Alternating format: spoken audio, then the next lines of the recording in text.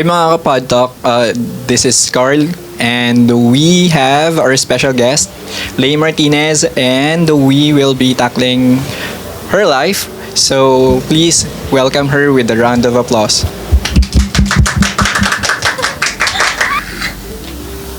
Hi Lay, kamusta ka naman? Hello, Kuya Carl. Okay lang naman ako ngayon. So, medyo, saktong okay lang. Ganun. Yeah, gets ko yan, yung saktong okay lang. Yung pero, can you tell us more about your life? Like, being a student, being, parang anak, kamusta naman? Being anak,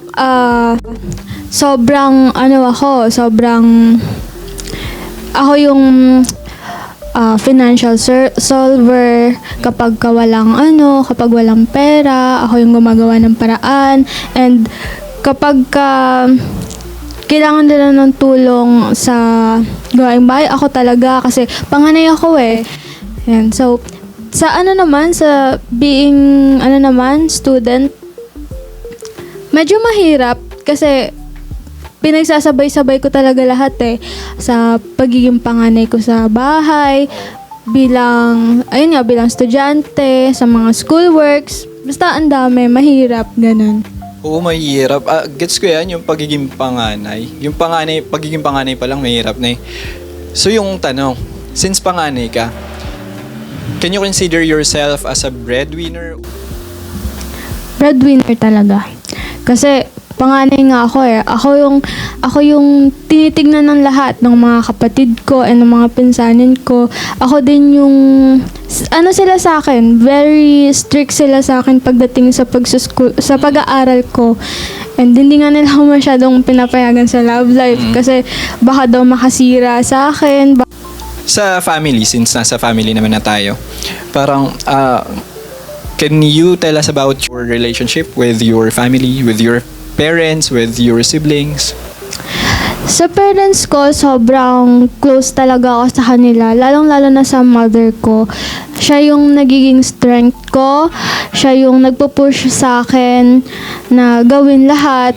Yun. So, sa papa ko naman, ganun din. Close din ako sa kanya. And sa mga kapatid ko naman, super close din ako. Although, may mga problems kami, pero maliliit lang naman. Ngayon, sa naman, about your friends, parang ganun din. How's your relationship with them? Parang, sobrang close ka ba sa kanila? Parang matuturing mo ba silang second family mo? O mas close ka ba sa kanila kaysa sa pamilya mo? Paano ba? Sa friends, close talaga ako sa kanila. Sila din yung nakakasama ko lagi. Ayun, super close talaga ako sa kanila. Lalo na kapag, alam mo yun, yung bonding namin kasi parang magkakapatid na kami, ganun. Hindi din naman kasi maiiwasan sa friends na magkaroon ng problems. Conflict, oh. Yes, may tampuhan din, pero mas mabilis kasi siyang nare-resolvehan eh. Punta naman tayo sa love life, since sinabi mo, strict yung parents mo. Strict sila pagdating sa love life ko kasi, Sige, no judgment. Nakaka-trauma kasi yung last relationship ko. Kasi, first boyfriend ko yun. And, lahat ng first ko talaga sa kanya. Tapos, siya yung una kong pinakilala sa parents ko. So tiwala yung parents ko sa kanya. Tapos, bigla siyang nag-cheat. Nag-cheat as in? Yes, nag-cheat siya. So, ngayon, meron akong katok. Pero alam ng mama ko yun kasi ayoko na mag-secret sa kanya about sa love life kasi so secret yung nauna? Nung unang taon namin, secret siya kasi ayaw nga ng parents ko. Hindi ko sinasabing maganda na nag-cheat siya, pero at least you have an idea like how it really works, how it goes. Tsaka maganda kasi nakapag-move on ka kasi sabi mo, di ba, parang ngayon may situationship ka na. So parang ma-consider ba siya na situationship na? Or getting to know each other pala? Parang aamin ako ngayon Oo. Anong oo? Ano yung, para sa yung oo? Oo, situationship na siya kasi meron na kaming mutual understanding. Kilala na ako ng parents niya. Pinapakilala niya na ako sa buong family niya. And alam na rin ng parents ko. Kilala naman na pala both party. Ano ba yung parang ano pa yung dahilan? Ba't di mo pa siya sinasagot? Kasi okay naman na eh. Kilala ka na ng magulang. Kilala na siya ng magulang mo. Ba't hindi nyo i-go na?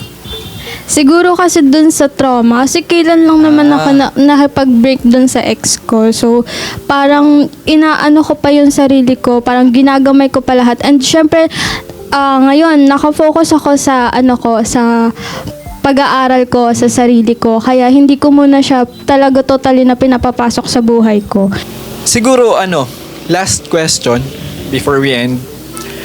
Sabi mo kasi, you can consider yourself as a breadwinner and also may naging experience ka about love life.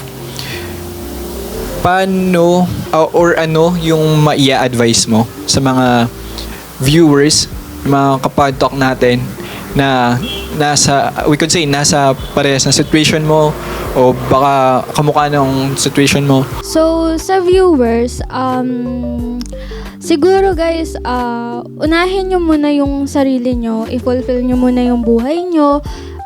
Huwag kayong magmamadali sa mga bagay-bagay, lalong-lalo na sa love life. Unahin nyo yung pag-aaral nyo, yung sarili nyo, ganun. Tapos, wag na wag nyong sisirain yung trust ng magulang nyo. So yun mga ka-Pod Talk, marami tayong natutunan kay Lay. And I hope you learned a lot as well. Ngayon, kung may same situation kayo or tingin nyo may gusto kayong i-share, pwede kayo mag-comment below or pwede kayong i-PM, pwede nyo rin ako i-PM. Tapos, malay nyo kayo na yung next na guest natin. And I hope so, para naman may matutunan din kami sa inyo kasi gusto din naming malaman kung kamusta kayo. Ayun lang. Once again, it's Carl from The Talk, and that's how we end now. So, thank you so much for viewing.